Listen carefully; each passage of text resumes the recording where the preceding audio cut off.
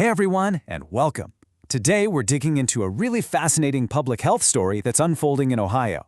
They're building a unique safety net for a problem that, get this, doesn't officially exist yet. And it all kicks off with this number, $400,000.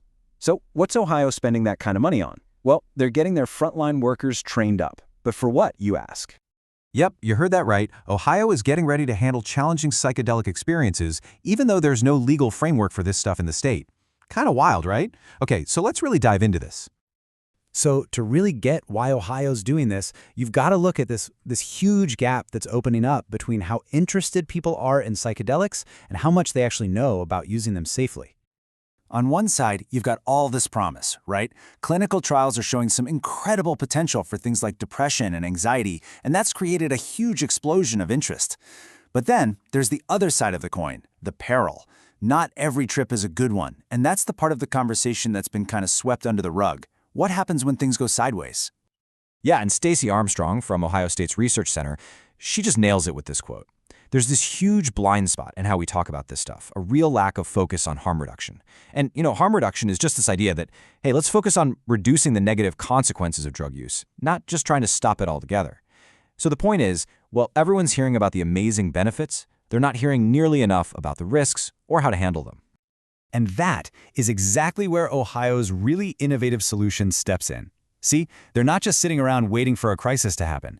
They're getting way out ahead of it with a program designed to fill that exact knowledge gap.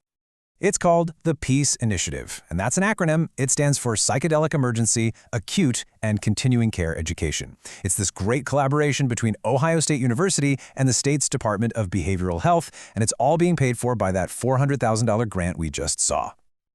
So where's all this money going? Well, it's actually super practical. The grant is going to fund in-person seminars and the creation of online training materials. And the best part? It's all going to be completely free for the professionals who qualify all across the state. Okay, so who are we talking about here? Who are these professionals? Well, the whole strategy is to get the right tools to the people who are most likely to be the very first point of contact during a psychological crisis. And listen, the scope of this thing is, well, it's huge. We're talking ambitious with a capital A. The PEACE Initiative wants to reach more than 127,000 professionals in Ohio. This is not some tiny pilot program. We're talking about a massive, statewide push. And this is where you can see how smart the strategy really is. They're targeting everyone from first responders and police officers to doctors and nurses to social workers and psychiatrists. Basically, it's anyone and everyone who might run into someone having a really tough time and needs to know how to respond in a way that actually helps, not hurts. The program coordinator, Tina Romanella, she just sums up the whole mission perfectly. In a world just flooded with bad info, their job is simple: make the training accessible, affordable, and, this is the big one, accurate.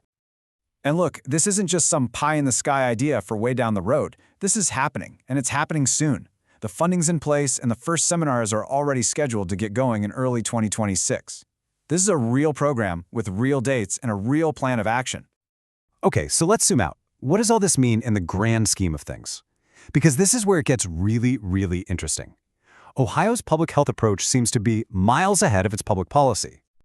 Here's where things get kind of paradoxical, right? Just last year, in 2023, Ohio voters actually approved legalizing marijuana for adults.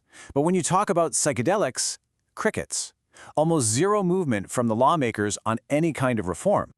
And that right there is probably the biggest takeaway from this whole thing. Ohio is embracing a proactive, harm reduction approach. It's getting its public health system ready for a future that its own laws don't even acknowledge yet. It's like they're building the safety net before the tightrope walkers even show up. Which, of course, leaves us with one big, fascinating question to chew on. Could this safety-first playbook be the new model for drug policy everywhere? Instead of getting bogged down in the politics of legalization, maybe the smartest first move is just to prepare for the reality that's already here. It's a bold strategy for sure, and Ohio might just be writing the playbook for everyone else.